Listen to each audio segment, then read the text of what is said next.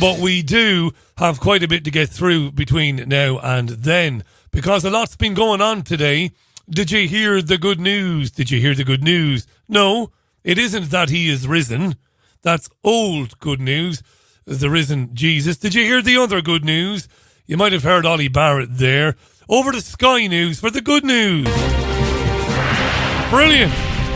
Good afternoon. All the latest from Adam in Washington, D.C. shortly. But first to a potentially groundbreaking development in the race for a COVID vaccine.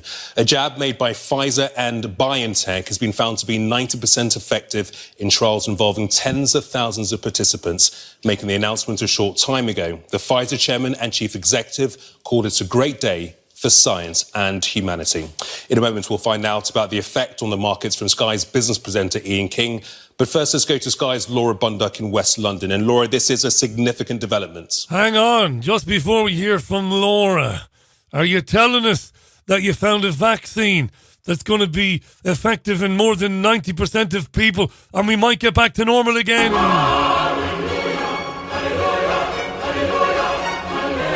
Hallelujah! I don't know if you saw What's-Her-Face, Montesquieu, whatever her name is, on BBC Radio 4 at lunchtime. Thrilled to bits, BBC presenters throwing their hands up in the air with delight. The vaccine. Here's Laura Bundock from Sky. What's going on? Laura Bundock, don't keep us in suspension. What's happening? Yes, it certainly is. We always need a tiny note of caution, but without doubt, these preliminary results do seem to be highly promising. A preliminary result means that it hasn't had the usual peer review, but certainly the scientists involved in this vaccine are confident and seem excited about the results they've had so far. We know that around 43,000 people have been taking part in this trial. Half of them have been given the vaccine, half have been given a placebo. And the scientists involved have looked at the early bits of data from this and concluded that there is a 90% protection from COVID for those who've been given the vaccine, which certainly seems a very, very promising figure, certainly better than the expectations of many across the scientific community. We've had a statement from the chairman of Pfizer. It says, "Today is a great day for science and humanity. The first set of results from our phase 3 COVID vaccine trial provides the initial evidence of our vaccine's ability to prevent COVID-19. With today's news, we are a significant step closer to providing people around the world with a much needed breakthrough to help bring an end to this global health crisis." Because all along we've been told that a vaccine really will be the game changer when it comes to how to tackle COVID-19. There's been a lot of reaction, as you can understand from this. We've heard among the politicians commenting from Nicola Sturgeon, Scotland's First Minister. Here's how she reacted a short while ago. Jimmy Cranky. Some good news that you might all be seeing in the media this morning. Good news about vaccine development. One of the vaccines that has been in trials across the world has been shown to perhaps be more than 90% effective. So that is positive news. There's a long way to go, of course, but I think this is news that should give us all some tentative hope today. And let's be honest, all of us could do with that. But it should also give us some motivation to keep up with our own efforts in the meantime to make sure we keep the virus in check. Yeah, Jimmy Cranky there. It should motivate you to wash your hands more, to distance more, and to wear the mask more.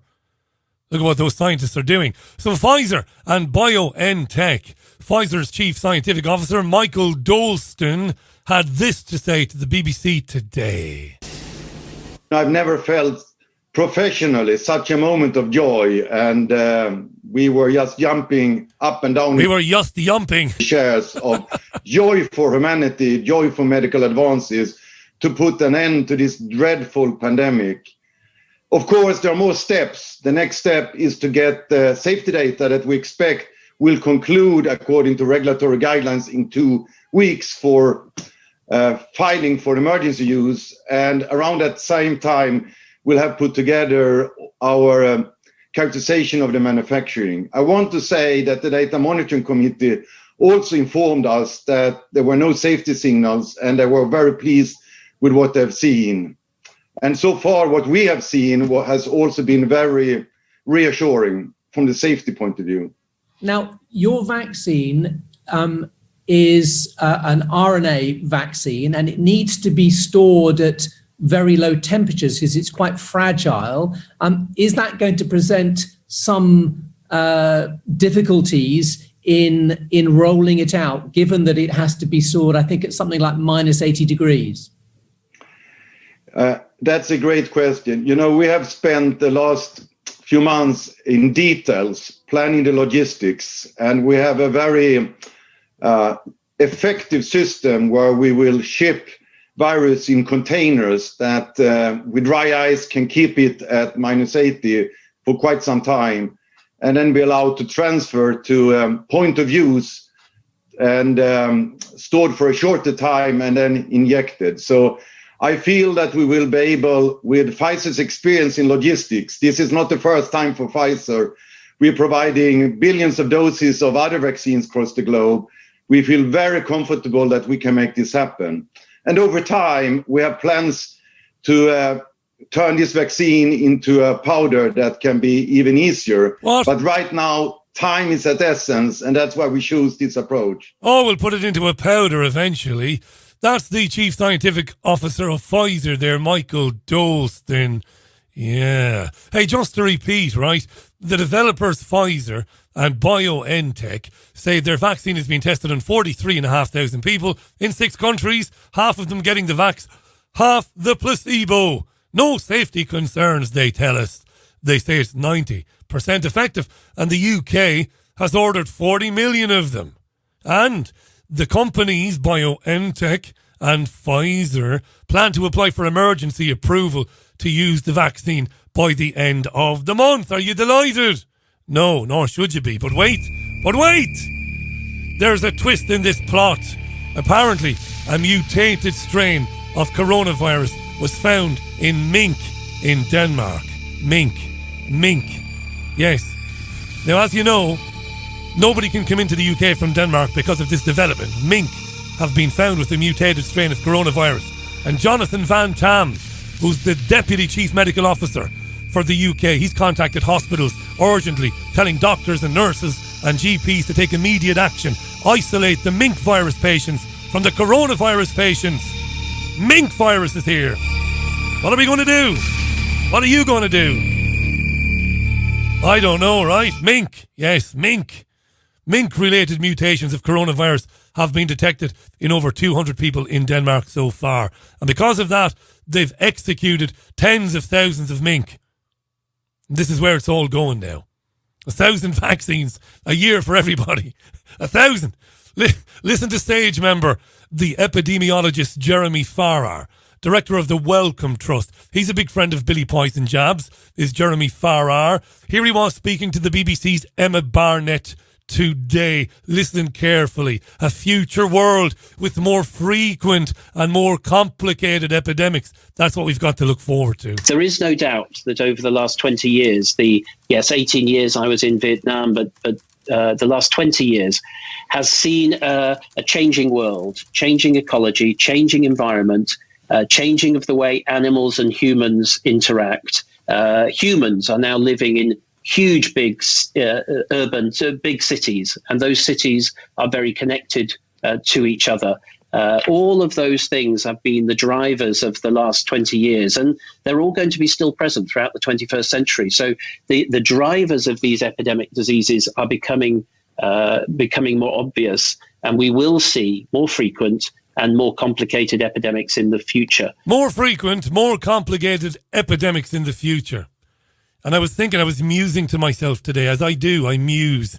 I sit there, sometimes I daydream, and maybe it might be a bit silly, but at the same time, maybe not. I had this dream today that in the near future, I'll be having telephone calls like this. Me, with my history of chest infections and all the rest of it. It'll be me answering the phone. Hello? Yes, it is Richie Allen. Yes, who's this? The surgery. How you doing? Yeah. My doctor's surgery. How you getting on? What's that? There's a new coronavirus strain, is there? Yes? Yeah, but I just had the mink coronavirus vaccine. What's that? The daddy longlegs strain, is it? There's a daddy longlegs mutation of COVID now, is there? All right, I'll be there in an hour then for the jab. Yeah, Oh, okay. Tomorrow. Now, you know I lost all the feeling down the right-hand side of my body 2 days after the mink virus vaccine, right? And my balls swelled up to the size of basketballs. You know that. What's that? It was a coincidence, was it? Are you sure now? And how deadly is this daddy longlegs strain of COVID? What, it could kill 25,000 people a day, could it? According to Neil Ferguson, I'll be in for the jab then tomorrow. And if you've only discovered the daddy longlegs virus, why do you have a vaccine so quickly?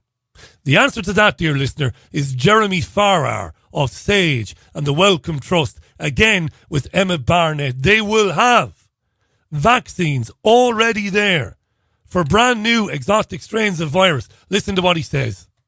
We have to make sure that we invest in public health. We have to make sure we invest in things like CEPI and Gavi, the agencies that are making sure we do have drugs and we have vaccines to prevent these diseases and respond to them. You cannot just turn on public health when you need it. You invest in it over a long time and you see the benefits when the society is then challenged. That's what we have to invest in. That's, for me, the lesson of the last 20 years. Yes, let's give Bill Gates, Gavi, CEPI, Imperial College London, let's give them billions, and they'll be prepared so well that just after you hear of a deadly new virus, the daddy longlegs virus, the ladybug, you say ladybug in America, don't you? We say ladybird. The ladybird strain of COVID, that they'll have the vaccine straight away. Straight away. You might as well embrace it. Wait till I give you a laugh. 16 minutes past the hour. COP26 was supposed to be in Glasgow. By the way, more on this new development, this vaccine development with Dr. Vernon Coleman very soon. COP26 was supposed to be in Glasgow. Now, it was supposed to begin, I think, on November 1st and was to go on for the best part of 10, 11, 12 days. I think it was supposed to be winding up this week. That's the 26th United Nations Climate Change Conference, dear listener. But no conference because of COVID. It's been put off till next November. We'll have to wait 12 months for Greta's sulky puss to be all over our TV screens. Bulldog chewing a wasp. But Sky News went up there to do a feature anyway. Right? Sky sent a reporter up there to report on the fact that there isn't a conference. And to speak to one or two people who would have been involved and also to canvass the general public. This is brilliant. I am not making any of this up. You're about to hear a genuine snippet from Sky News today. This is vaudeville, and it makes you think sometimes when you do my job that you are living in a waking dream. This is wonderful stuff. It's the poorer communities everywhere who are less able to endure the impacts of climate change. Stuart and Henry, who've worked outdoors all their lives, one as a labourer, the other a binman, don't need convincing the weather is changing. You're born and bred in Glasgow and you've noticed the weather changing. The rain seems to be getting heavier. Sometimes you get up in the morning and there's bucketing it down. Oh my God. What kind of fuckery is this? Jesus, Mary and Holy St. Joseph. Did you hear that? You're born and bred in Glasgow and you've noticed the weather changing. The rain seems to be getting heavier. Sometimes you get up in the morning and there's bucketing it down. Well, I'm convinced now. A guy with a pair of jeans sliding down the back of his hairy arse says, sometimes you come out and it's bucketing down. That lying Piers Corbyn, eh? He's never coming back on this programme again, Piers Corbyn. You liar! It's not the Sun. Those lads are right. We heard from the old hairy arse builder and the binman.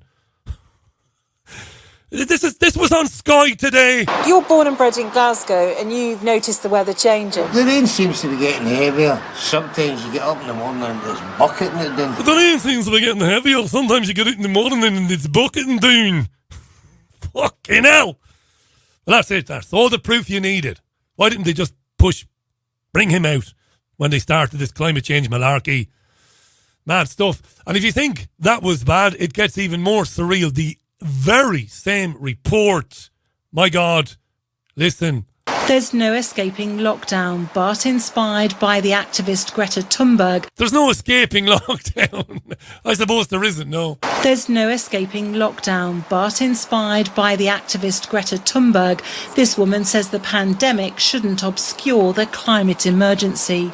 all of those things, like what was happening, like Greta Thunberg was doing, and there was a lot going on about that, and you just don't really hear about it anymore, so it's sad. Okay, what's your name? It's Greta. No, your name.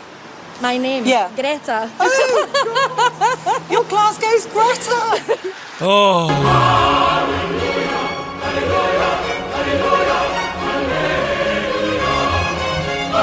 That's Sky News for you right there, eh? I mean, we'll be playing this clip again for years, won't we? You're born and bred in Glasgow, and you've noticed the weather changing. The rain seems to be getting heavier. Sometimes you get up in the morning and it's bucketing it down. It's bucketing it down. It's bucketing it down. And that means it's climate change again. Oh. Hey, listen, let's just go back briefly to Jeremy Farrar from SAGE, the Scientific Advisory Group for Emergencies. This is SAGE that's telling the government what to do about COVID. On the Emma Barnett show on 5 Live today, she wanted to know about hugging our parents at Christmas. Just to come back to my question, hugging parents then, you say some semblance of normality of meeting by the end of this year, but when do you think the actual physical contact could come back between the generations? I think it could come back at Christmas. You do? I really do. I really do. We're not going to be back to a normal society at Christmas. You know, there will still have to be some restrictions, but I think families, if we respect the current lockdown, if we do what we all know we must do, which is to keep distances, wear masks in places, avoid crowded spaces, particularly indoors, we can get infection down through the month of November. That allows some of the restrictions to be lifted. That allows a Christmas to be not quite normal, not quite such big gatherings maybe. But I do think, to your absolutely specific question, will we be able to hug parents at Christmas? I think the answer to that is yes. Yes. I am optimistic that will be true if we drive the infection rates down over the course of the next month. And I think that is very doable. Yeah, very doable now. There you are, Jeremy Farrar. You might be able to hug your parents at Christmas. Imagine a BBC presenter asking an arsehole, a geek, an absolute feckin' geek, is for permission to hug your parents at Christmas. Now, if I was Emma Barnett or anybody around her, I wouldn't be hugging her father. I'm not going to get into that, though. That's a bit unfair. We've done that one to death. Yes. One more time, and only one more time. You're born and bred in Glasgow, and you've noticed the weather changing. The rain seems to be getting heavier. Sometimes you get up in the morning and it's bucketing it down. Bucketing it down. Donkey says, I grew up in the west of Scotland. It's been bucketing down since the 70s when I was a lad. Ewan says it's always pishing it down in Glasgow. Hence Deacon Blue had an album called Raintown. That's why I live down south now, says Ewan. It's been raining in Glasgow since 1623. It has never not been raining. It's like certain parts of the west of Ireland, which get 365 and a half days rain a year. Mad stuff, that, isn't it? You have to shake. Like I said, you're sitting there and you're listening to it and you think it's a parody. But it's not a parody. Keep those tweets coming in. Faisal tweets, oh no, it's raining on bin men in England. Whatever shall we do? Yes. Kat says, Richie, I'm born and bred in Glasgow and rain is rain. It's wet, she says. Hi to Joe Boddington, pal of mine in Chorlton. How you doing, Joe? Musician. I like my musician types. Hi to Matt in Western Massachusetts, talking about vaccines and the ingredients. Now, Vernon Coleman, Dr. Vernon Coleman, is all over what's been happening today. He's been right across it, working up to coming on this programme this afternoon. And he's also going to be talking to us about a new book. He's about to release a new book which deals largely, I think, with masks and the problems with wearing masks. 23 minutes past the hour. This is your Richie Allen radio show. It is live. It's always live from Salford here in the northwest of the UK. 60 seconds back with you. Renowned healer Mark Bayersky travels the world to find the most unique and powerful crystals for self-healing. Since the ancient times, crystals have been used as healing tools. They hold a natural healing vibration and are highly charged in positive energy. Mark teaches how to channel the universal energy and transfer it to the crystal to activate its healing power. Each crystal is used for its unique ability to target a different physical or emotional challenge. Mark Bajerski is an author, healer, speaker, and founder of the Pure Energy Healing Academy. He shares powerful messages of inspiration and healing on his daily YouTube videos, reaching millions worldwide. Mark's crystals, healing oils, and incense sticks are most sought after by other healers. His collection is available online at www.markbajerski.com. His work is presented through Lemon House, a company that creates and curates consciously made gifts. Nearly 25 minutes past 5, Monday, November 9th. I'll go on then one last time. Why do we know that man-made climate change is real? You're born and bred in Glasgow and you've noticed the weather changing. The rain seems to be getting heavier. Sometimes you get up in the morning and you're bucking it down.